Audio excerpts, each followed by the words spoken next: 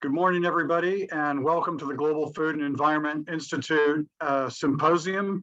We're really pleased to have you all here, and we hope you have a great time with us today. We have a great program put together. The only sort of housekeeping points I want to make is just to note that the cameras are switched off during this plenary session during presentations for the first half of the program. And the other thing we would like you to do, if necessary, is to make sure the name on your screen clearly reflects who you are, so that we colleagues know who's attending and who they're talking to when we get into the breakout sessions. And you'll find some instructions in the chat line on how to change your name if you need to do that.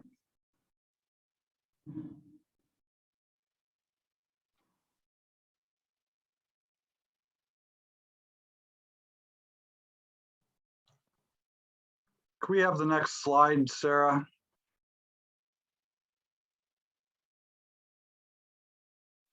We're just going to briefly run through the program, the objectives for today, and then do a short intro to the Institute and our activities. The aims of today and what we want to get out of it with all of your contributions are, first of all, to meet colleagues with an interest in and who work with food, environment, and agriculture. We want to give you an understanding of the role of the Institute and introduce our facilities and how we support research and student education across faculties. We want to highlight some of our successes and ongoing collaborations and enthuse all of you and others with whom you work to get involved with us. And we want to use the day as a way to meet new people and expand all of our networks of food, environment, and agriculture within and outside the University of Leeds.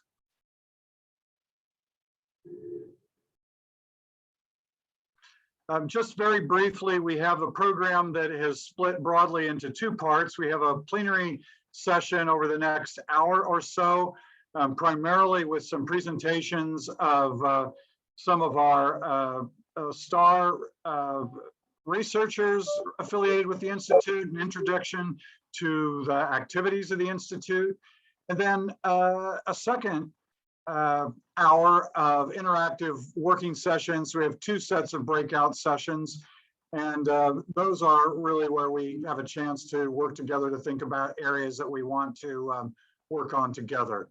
So that's very broadly how we're going to achieve these aims.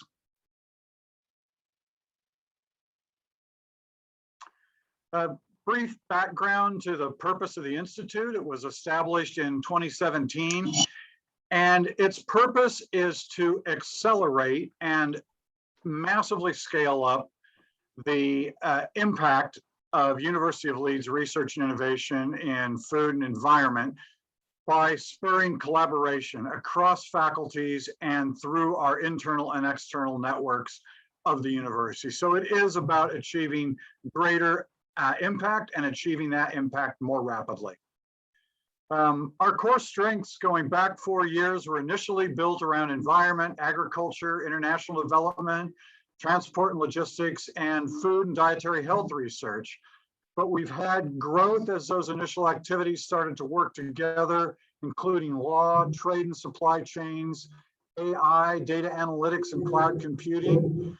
And a lot of new areas are coming into play now with collaboration, particularly around some of our activities like the University Farm and the Urban Food Observatories, including areas like robotics for food production, rural energy systems, a far greater input of social sciences around the demand side, how urban communities use and access food, and humanities that are going to help us guide new narratives and trajectories for the global food supply far beyond the period of the SDGs into the 22nd century. We have a lot of anchor programs, large research programs like AfriCap, like Smart Agri-Systems, like the Urban Food Observatories. We have programs that are being brought together, bringing together various existing strengths around diet and health, and with humanities around imagining Earth's future. And some of the things we do is that the team that I'll introduce shortly work with colleagues around the university and with our external partners to identify new collaborative research programs. And if you do have ideas already or that come out of discussions today, please do contact the Institute Manager, Sarah Dennis, or our Senior Knowledge Exchange Fellow, Gazer Rice, with your ideas, and they will help you formulate that and bring that to the attention of the leadership team of the Institute to take forward.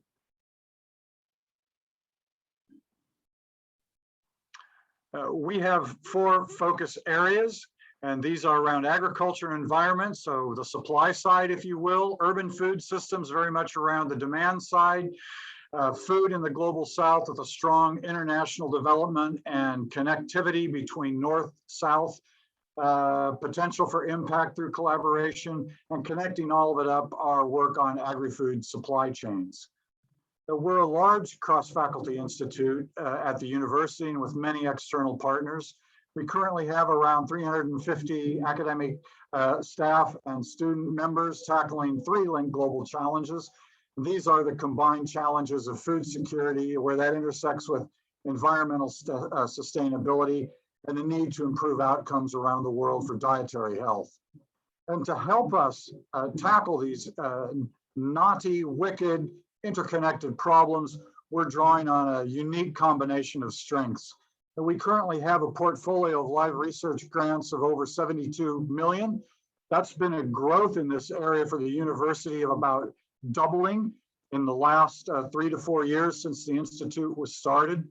There's been investment in around 20 new academic staff over the last 5 to 6 years. There's been a £15 million capital investment in the University of Leeds farm as a principal physical asset. We draw on our expertise around the university in climate and atmospheric sciences, earth and natural sciences, geography, and also anchoring so much of the activity at the university as our absolutely tier 1 School of Food Science and Nutrition. The university farm is important because it's run by the university. It's a commercial farm of around 350 hectares, and it also hosts a large national research facility, the National Pig Centre, which is part of the UK Agritech Centre for Innovation and Excellence in Livestock. And not least, we're located in one of the really major parts of the UK where the economic sector of agriculture, food and drink are very, very active, and we engage strongly with businesses in the region.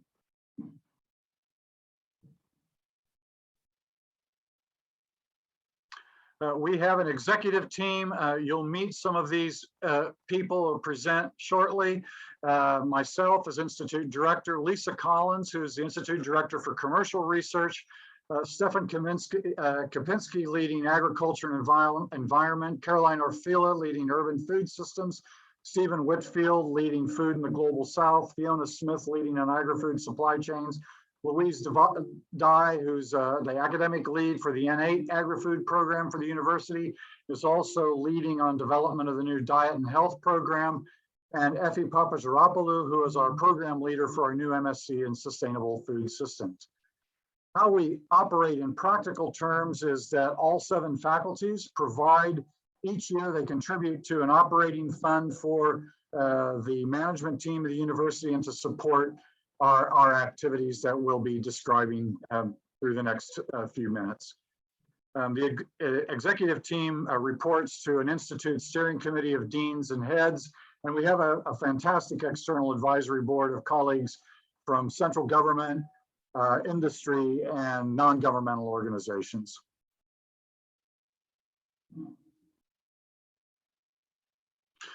We are a global institute. Many of our activities that we described today are linked with key clusters of collaborative partners overseas. We have a substantial amount of activity in East Asia, anchored with our partnership, a strategic partnership with Nanjing University, but also Chinese Academy of Sciences and their government and industry partners in the region.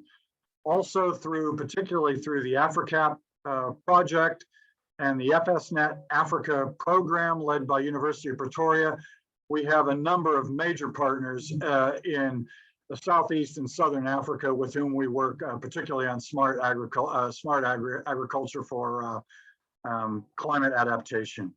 We have partners in Latin America through links to University of Sao Paulo in Brazil. We have a cluster of partners, Purdue University, Michigan State University, and others in North America, both the US and Canada.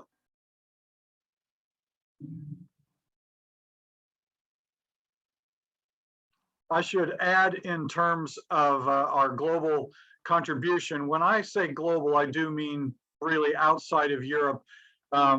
We're a Brexit-free zone, and we work very, very collaboratively, of course, with a number of existing strong partnerships across continental Europe and throughout the European Union and affiliated partners in the area around the European continental area. I want to mention as well our new MSc in Sustainable Food Systems that kicks off this year. We have a great cohort of students who are starting to come onto campus. Effie Papageropoulou, based in the School of Earth and Environment, leads the program development. She's done a brilliant job, and you see a number of our principal colleagues who have helped develop and will be leading the delivery of the course. And it is addressing a number of the sustainable development goals. And we have a large contingent of students coming in from overseas, as well as students from the UK.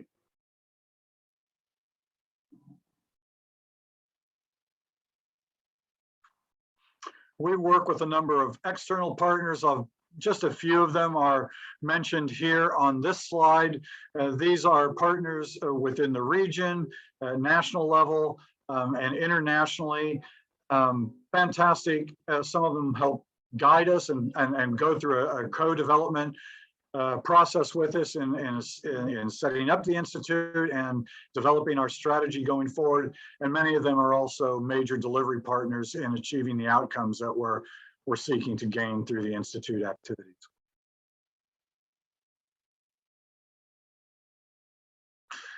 We have the Institute management team that help drive forward all of the activities and help implement the strategy Institute, help develop new projects and programs of activity.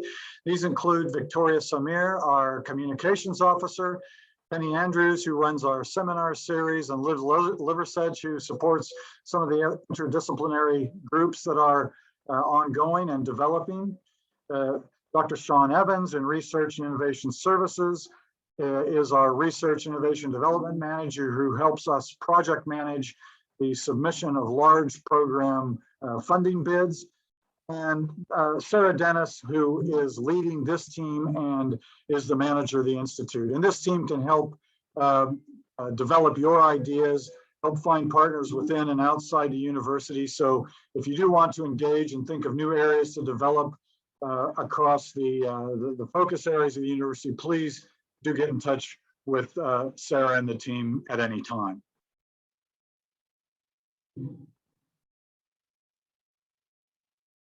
I'm going to change gears here. We want to move in the next bit of the program to celebrate some of our success. And we have Rising Star Awards that are going to be introduced shortly by the Associate Directors of the Institute for the various focus areas that they lead. But we also have 4 areas that cut across all of the challenge areas of the Institute.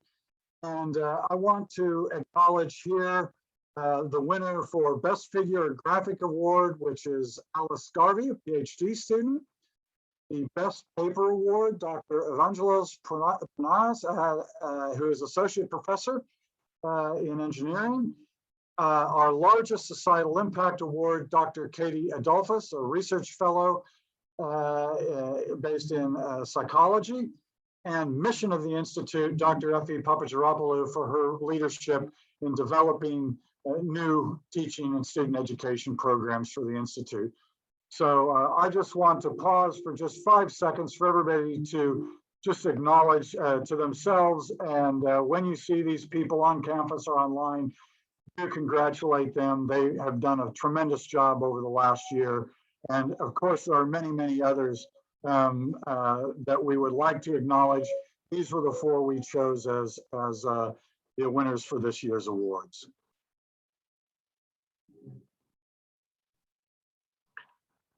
I want to move on to our Rising Star Awards, and I'm going to pass now to Stefan Kopinski, who's going to lead off in his role as Associate Director for Agriculture and Environment to introduce the first winner.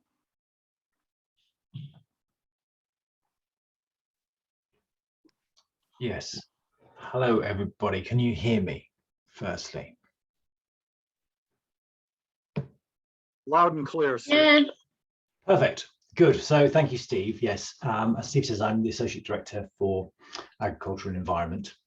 And just a bit about this area, it's highlighted in the slide here, that challenge at the top, producing enough food to feed a growing population that is predicted to peak around the middle of the century, which of course happens to be around the time that we, at least in the UK, are hoping to be net zero for CO2 emissions in order to limit global warming. So it means that those increases in production have to be sustainable and resilient to the climate change that we're already witnessing around the world. So our researchers are addressing this problem and trying to drive innovation to meet this very multifaceted and complex challenge. They're doing that by developing new methods for the acquisition of data to underpin robust universal emission standards, to developing new ways of producing food, so crop varieties, new livestock production methods. And Steve's mentioned the farm. I should say, and he's also mentioned that our research is not limited to the farm. It's very much international, but the farm does provide a focus for activity, not least because of the huge investment that we've seen in the farm, so the development of the establishment of the National Pig Centre, and also a major instrumentation programme, which is more focused on the arable side, but that is supporting the development of a net zero agricultural living lab. And our vision is for the farm to be a sort of physical base for development of this living lab that will be a centre for the development, testing and integration of technologies and systems to identify farming methods that are net zero for emissions and environmentally regenerative. So it is a profoundly complex problem, and agriculture is only a part of food production, but it's a very important part. And it's one that, as you will probably know, is currently contributing 10% of greenhouse gas emissions. So this remit of covering agriculture and environment together is very important. So just to move on to, actually, before I move on to Laura, there's one of the breakout sessions is on the university farm, so please come along to that if you'd like to hear more about how to access the farm and what the future potential for research there is.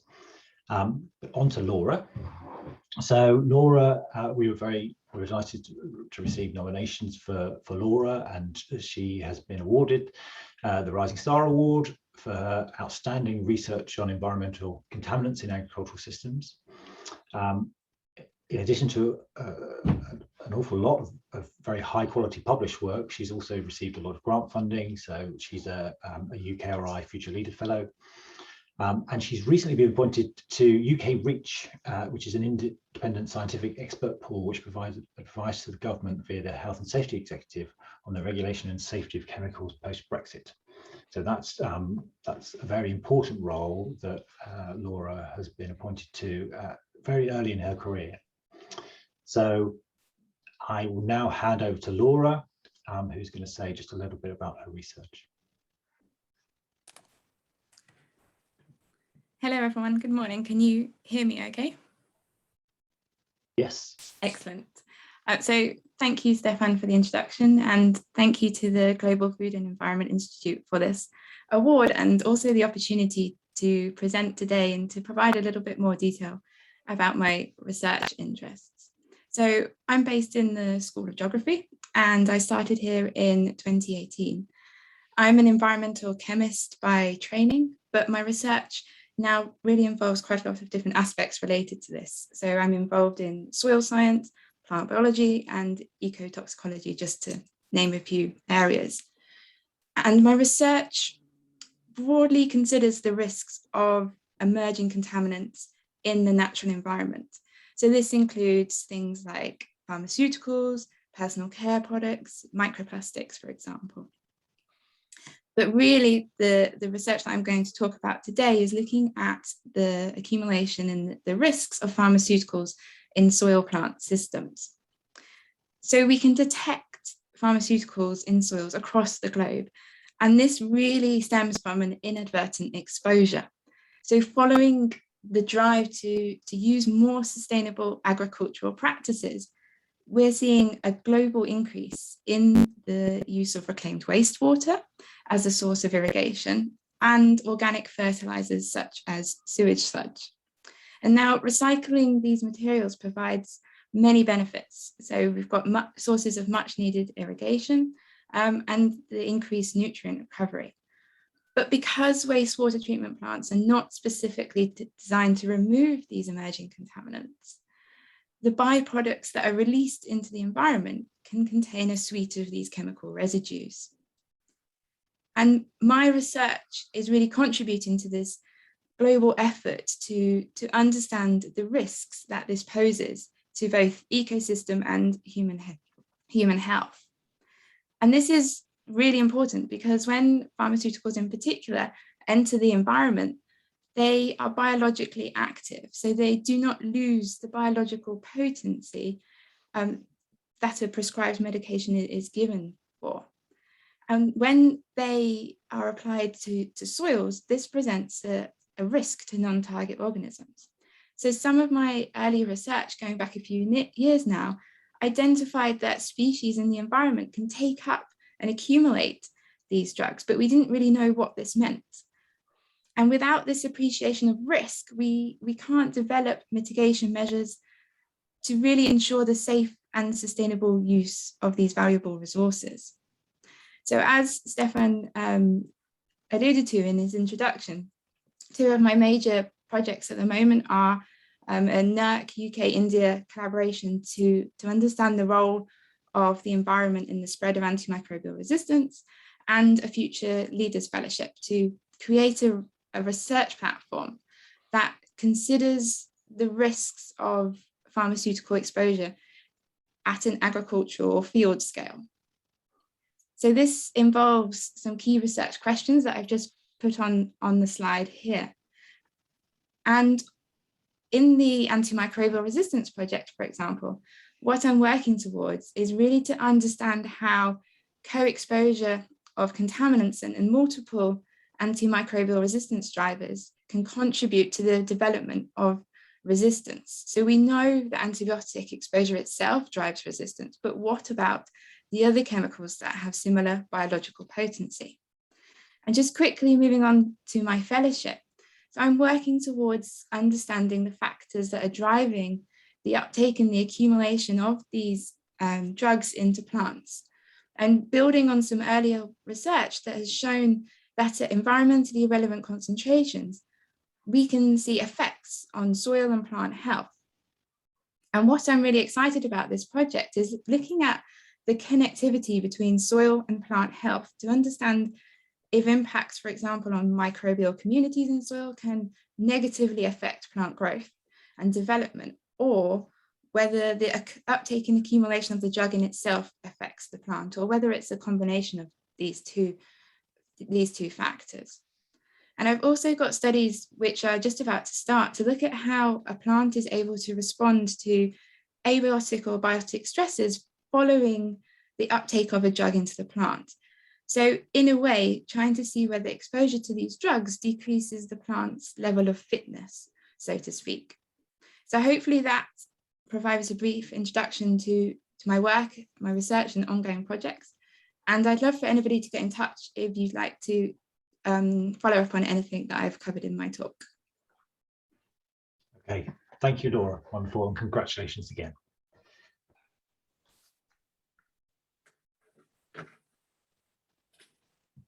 Okay, thank you, Laura. I'm hoping everybody can hear me too. My name's Fiona Smith and I'm in the School of Law, and I'm Associate Director for Agrifood Supply Chain Research here at the University of Leeds and for the Global Food and Environment Institute.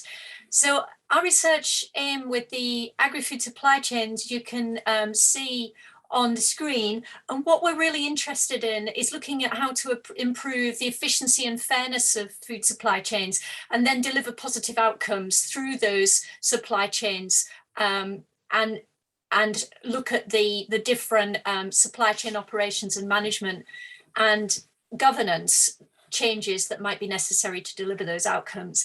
I think it's really important to be looking at agri-food supply chains. I mean, only this morning we heard about the potential shortage of CO2, which is so critical for the agri-food industry, and ensuring that CO2 is delivered through supply chains is very important.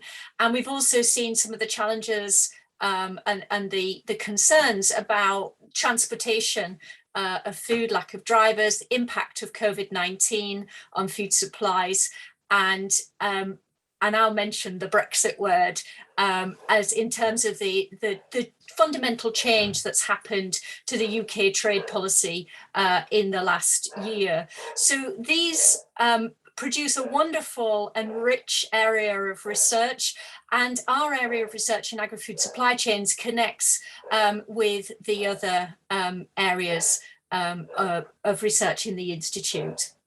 At the moment, we're involved in a lot of exciting projects with the School of Public Policy, you'll hear in a little while, the Business School and in the Law School, and across the N8 universities. And at the moment, we're pioneering a project on how we can actually have innovation in UK trade policy to drive sustainable trade in soy into the UK, and we're involved with multiple partners in Latin America, China, the US on that project.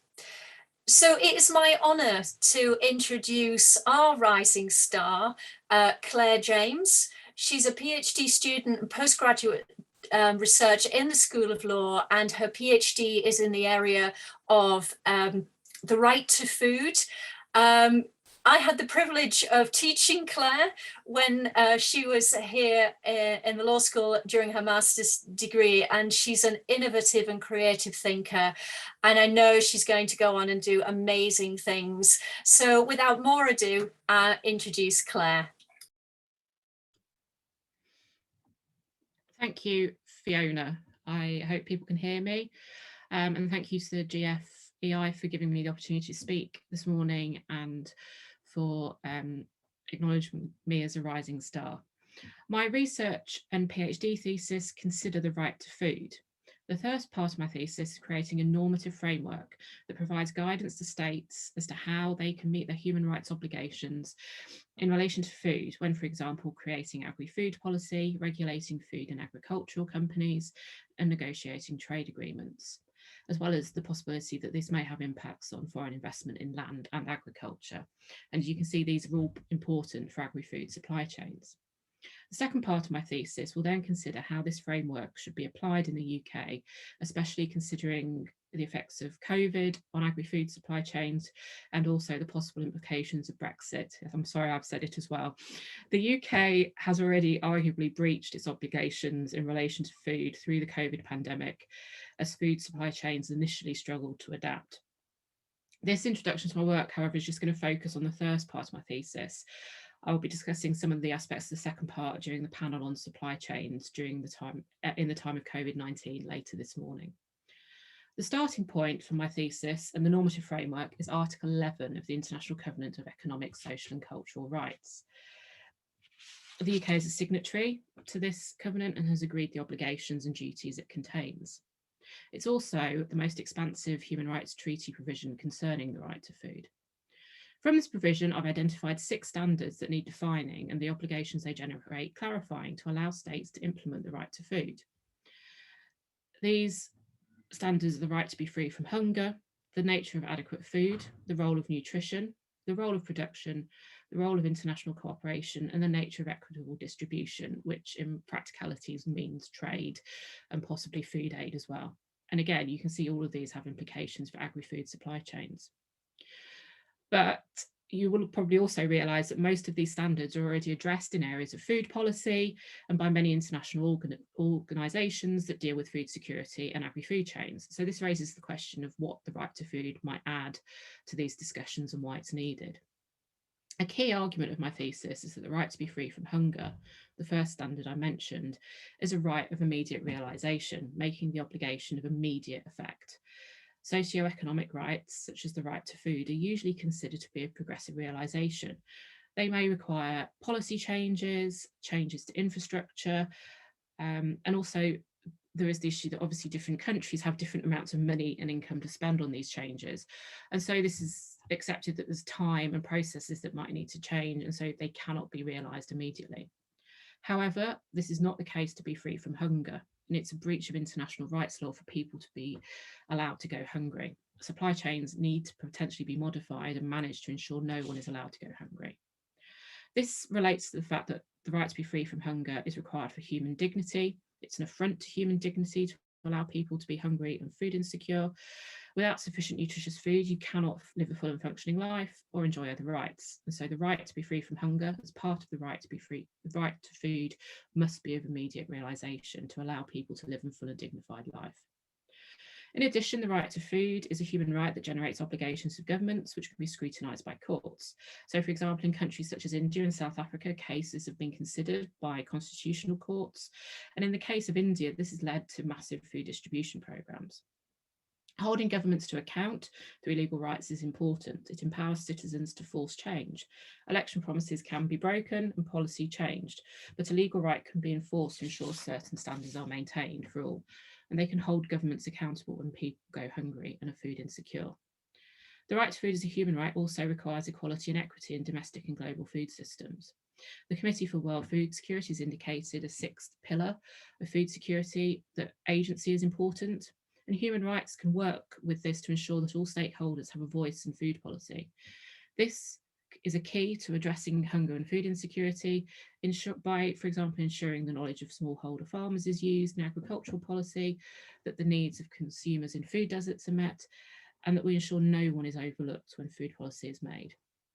So this was a very brief overview of my research. I'd just quickly like to thank my PhD supervisors, Michael Cardwell and Ilias Trispiosis, and also Fiona Smith for encouraging me to get involved with the Global Food and Environmental Institute here at Leeds. Thank you.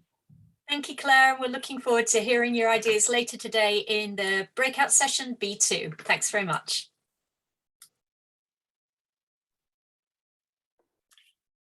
Thanks, Fiona and Claire. Morning, everyone.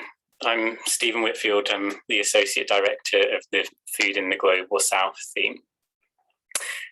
Work within this theme is particularly concerned with the combined challenges of meeting food and nutrition security needs, adapting to climate variability and change, safeguarding access to water and natural resources, and promoting social equity. And these can be particularly pertinent, but also highly complex and political challenges in the context of the Global South. Until recently, there's been significant investment from the UK in global challenges research through GCRF and Newton, for example. And Leeds has been very active in securing funding and using this to strengthen international collaboration and support capacity building around food systems research.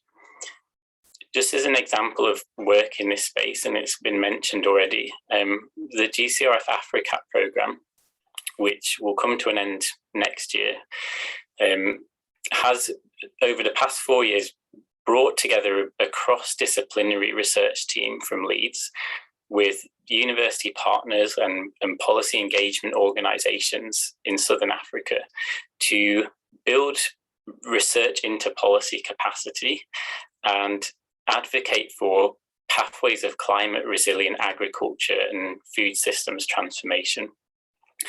And this has recently helped pave the way for the FSNet Africa programme, in which Leeds is partnering with the Arua Centre for Excellence in Sustainable Food Systems based at the University of Pretoria and the Food, Agriculture and Natural Resources Policy Analysis Network, FANRAPAN, also based in South Africa.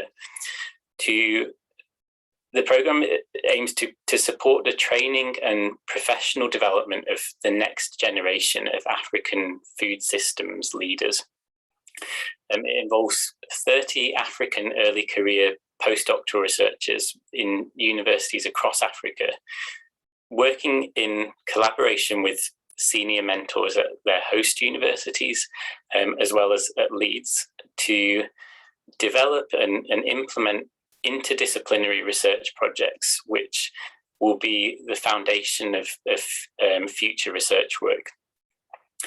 And so we hope that even in the context of reduced global challenges research funding in the UK, that these collaborative networks will have long-term legacy, and that cross-food system expertise at Leeds will continue to be applied in support of African-led and global South-led food systems research and innovation. We're going to hear now from the winner of the Food in the Global South Rising Star Award winner, which is Dr. Stuart Jennings, who, within the context of the AfriCAP programme, has led on the development of new research tools that support cross-stakeholder learning around food systems transformation. So over to you, Stuart.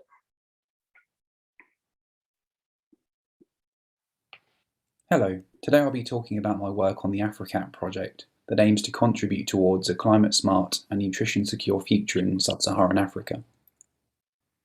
In order to explore different possible agricultural futures in sub-Saharan Africa, we've created an integrated assessment framework known as IFEED, the Integrated Future Estimator for Emissions and Diets. This is an alternative approach to relying on models alone, which cannot adequately represent the complexity and cross-scale nature of food systems. Unless we work effectively across the full range of researcher and stakeholder expertise, we're unlikely to successfully adapt to climate change in a sustainable manner. IFEED incorporates models and expert judgment with analysis from across the natural and social sciences in order to make a more complete assessment of food system outcomes. IFEED is being applied in Malawi, Tanzania, South Africa and Zambia. Each stage of the IFEED process involves in-country expertise, from the initial building of scenario narratives to informing integrated modelling and through to orientating results to key policy areas. So far, we've submitted evidence to the South African Agricultural Master Plan, the Zambian Oilseed Diversification Strategy, and Malawi's Vision 2063. I've been involved in each stage of this process, helping to coordinate stakeholder input to IFEED, being responsible for several elements of the integrated modelling, and helping to incorporate expert input in summarising our results. The first stage of the IFEED process is a stakeholder-driven scenario workshop that determines possible food system scenarios for the year 2050.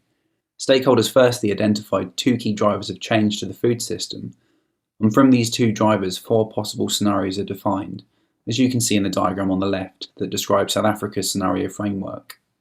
These scenarios provide the underlying narratives of change to the food system that IFEED represents. Following the creation of the scenarios, stakeholders then determine how each of the scenarios will be included in modelling.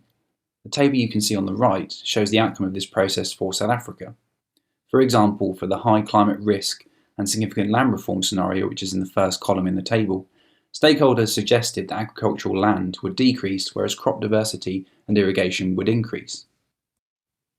The second stage of the IFEED process is the integrated modelling of the 4 scenarios in each country. The integrated modelling is driven by the scenario assumptions as determined by stakeholders and features climate, food production and emissions modelling, as well as trade and nutrition security analysis. Modelling outputs are summarised using calibrated statements, an example of which you can see in the top right. These are result summary statements with associated confidence assessments that take into account both model robustness and agreement with the scientific literature. My main role in IFEED has been to coordinate stakeholder input for scenario modelling and then to model the scenarios themselves, including crop modelling, completing millions of simulations across crops, countries and adaptation options, as well as land use dynamics and contributing to the emissions and nutrition security components. The third stage of IFEED is the integration of expert knowledge to supplement integrated modelling outcomes. Using model outputs, implication statements are made on a wide range of topics that go beyond what the modelling is able to represent alone. These implications rely on the direct input of a wide range of experts, including social scientists, agroecologists and climate scientists. A series of workshops are then held to agree on these outputs and help to identify any gaps in knowledge and start the process of summarising results at scenario and country level. Lastly, IFEED results are combined and presented at topic, scenario and country level. These will be shared using a website currently under development. As you can see here, results on the website include crop modelling outputs, and soon descriptive result summaries will be made available in all areas.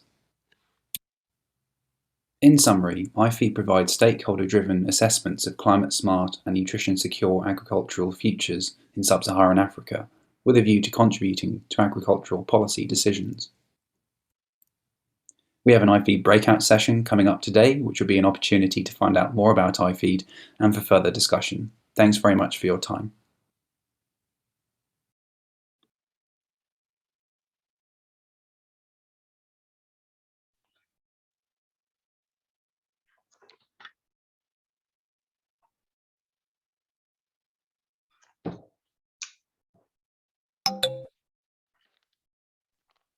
Caroline, are you Yes. ready?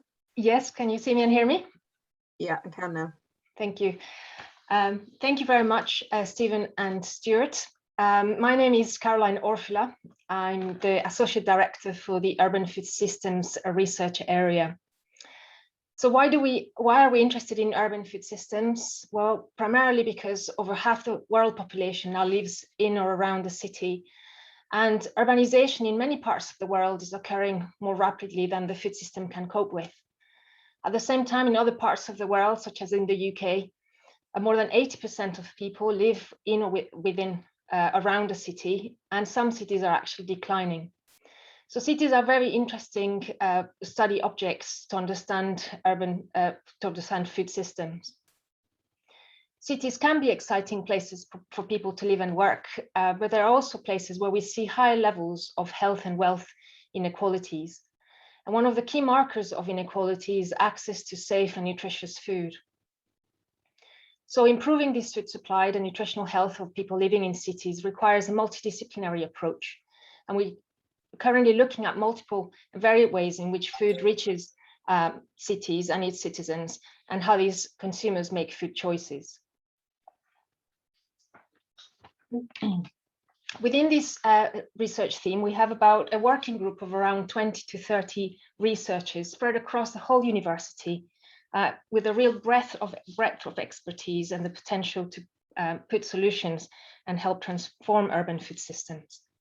We are working with a number of stakeholders, including the Leeds City Council, a number of charities and businesses, and we're a member of Leeds Foodwise, an organisation that aims to build a better food system for Leeds.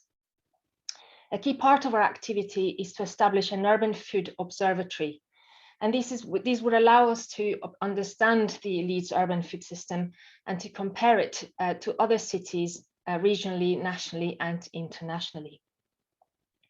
We do have a breakout session later on where you can hear a little bit more about the diet and health aspects of the theme. We have other themes as well, including food access and consumption, urban supply chains, narratives and culture, and urban and peri-urban agriculture. We have a lot of rising stars, and it was difficult for us to choose one, and so we chose two in the end. So our joint rising stars are Dr. Leonardo Morganti, University Academic Fellow in Food Consumption, Distribution and Sustainability. It's a joint post between the School of Food Science and Nutrition and the Institute of Transport Studies. And we will hear from Eleonora very shortly. But her research focuses on food transport and distribution, with a focus on reducing the economic, social and environmental costs of food deliveries, in particular with a focus on last mile deliveries and e-commerce. Our other rising star is Rory O'Driscoll, who's a research fellow from the Appetite Control and Energy Balance Group in the School of Psychology. Rory's research focuses on modeling large data sets collected from wearable devices and to establish energy expenditure and energy balance from mathematical models in free living individuals. Unfortunately, Rory couldn't be with us today, but we really hope that we will be able to hear from his research at a future event. So we'd like to hand over to Eleonora, who will introduce her research. Thank you. Hello. Can you hear me? Yes. My name is Leonardo Morganti, and as Caroline just said, I'm working between the School of Food Science and Transport Studies. I really want to thank everybody at the Institute for giving me this opportunity to acknowledge me as a rising star today. And in particular, I would like to thank Caroline Orfila and Louise Dye for their guidance over these years at the University of Leeds. Next slide, please. So the message I want to give today is the work I've been doing and I'm doing now really has a variety of disciplines involved. So I give you an overview of few projects, and hopefully people that are interested on some aspects related of urban food distribution and consumption will get in touch to develop new projects. The first one is about the refrigerated vans for deliveries and the pollution that they generate in terms of greenhouse gas emissions. So crazy enough, we didn't have clear data about refrigerated vans and pollution. So this work with a PhD candidate, Suo Chen Yang and Professor James States at the Transport Studies really gives a little bit of clarity on how much more refrigerated vans can impact the air pollution compared to a diesel van. Next slide, please. I'm very excited about this project that is gonna start this month. It's a different kind of project, came from an idea of Dr. Charlotte Evans. And it's about virtual reality and consumer choice. So for the first time, the pedestrian simulators that is here on campus will be adapted as shopping mall, and we will see how teenagers will move around the food outlets and they will pick and choose the food they're gonna have. So this is a really exciting and original type of project because usually virtual reality doesn't use pedestrian simulators. Next one, please. Another project is coming up next month, and is this time is with the business school, and in particular with CERIC, the Center for Employment Relations. So Fiona has been mentioned Brexit. I mentioned Brexit and COVID effects on the food that we can access in our cities. And this is a project that will look at the aspects that have been disrupted in terms of food supply chain and also workforce in the UK. So during the summer, you might have seen some of these titles of truck drivers shortage, empty shelf. Actually, maybe you experienced some empty shelf when you went to your groceries. Well, what we are gonna do is actually understand how these different events and shocks are impacting the way we can access food. Next slide, please. So this is a really quick overview because we started looking at how export and import are changing after Brexit and with COVID. And what we see here is that, for example, of course, we are exporting less food to the European countries, but we're actually increasing export to China, for example. Next slide, please. Right, so these are little, for example, we are exporting 50% less to Germany, which is a big impact in terms of volumes. And next one. Again, if you can click once more, Sarah. This is also interesting. It's about the import. We are importing less food from European countries, and the amount of food that we are importing from non-EU countries is less in total. The balance is not equal. Interesting enough, we are importing less pork, less cheese. So these are all aspects that are still ongoing. And we don't know exactly what was going to happen, not only in 5 months, but not even next week. So I'm really looking forward to develop this research with the colleagues at the business school, because it will give more idea of what we'll be able to access in our cities. Last slide, please. So a quick overview of the type of research I've been conducting in the last few years. And yes, please get in touch if you have other potential proposal that could be relevant to this. Thank you. Thank you very much, Eleonora. Very exciting research and really examples of multidisciplinary research.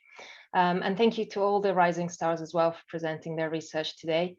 I'm now handing over back to Sarah, who will introduce the breakout sessions. Thank you. Hello, can you hear me? Yes. Hi, so just to introduce myself, I'm Dr. Sarah Dennis and I'm the manager of the GFEI. I'm here to introduce the next session of today's event. We are going to change tact now and we're moving to the breakout groups. I'll just give me a minute to explain how these will work. We're going to have 2 45-minute sessions and there'll be 2 breakout groups running at each time. So in the first breakout groups A, we have A1, which is diet and health within GFEI. And we have A2, which is the integrating models with expert knowledge to inform a climate smart, nutrition secure Africa, or in short, iFeed. In a minute, I will open the breakout rooms and you will be given an option between these 2 breakout rooms. And I'd like you to choose one and join the session. And it would be great if you could have your cameras on to help facilitate discussion within these sessions. After the first 45 minutes, the breakout rooms will shut and we'll come back to the main session for a short switchover break. I will change the breakout room options and we will then move to breakout groups B, which are the University of Leeds farm and the supply chains in the time of COVID. So I'll open the breakout rooms again and you'll get a second choice between these 2. Please note these sessions will be recorded and we'll be able to share them later. And also any outputs and follow-up meetings from these will be shared with amongst the GFEI membership after the event. So I'm going to open the breakout groups now. And you should all get a button to choose which breakout room you want to go into. Okay, everybody, just a very short final comments today. Thanks everybody for contributing. Sarah and the management team from the Institute will work with the breakout discussion leaders to pull together the comments from everybody, and we'll just saw Lisa's comment. We'll be luckily I wasn't drinking coffee, otherwise I probably would have spit it at the screen. Thank everybody who contributed to the discussion sessions. Sarah and the management team will work with the discussion leaders to pull together comments, and that'll be circulated. And you've been invited a couple of different times, so please do follow up to contact Geza or Sarah on ideas for collaborative research right across all the areas of the Institute. It just leaves just to thank a couple of specific groups of people. First of all, I won't go through all the names, but I would like you to just acknowledge the planning committee. So a number of our early career stars in the university who work on agriculture and food contributed to deciding what are the objectives of today? What are the outcomes that we want to achieve? What is the program that needs to achieve those? And so this is very much their work, and I'm really grateful to them for providing both the creativity and inspiration and ideas to plan the symposium today. And then I also want to thank Sarah and the Institute's management team for helping implement all of that and run that today. And not least, thank you all of our colleagues who helped with the lead discussions and participate in discussions in the breakout sessions. So with that, I'll close the meeting for today. Thanks everybody, and we look forward to growing all of our activities with all of you in the coming year. Have a great rest of the day. Bye. Thank you. Bye. Thanks.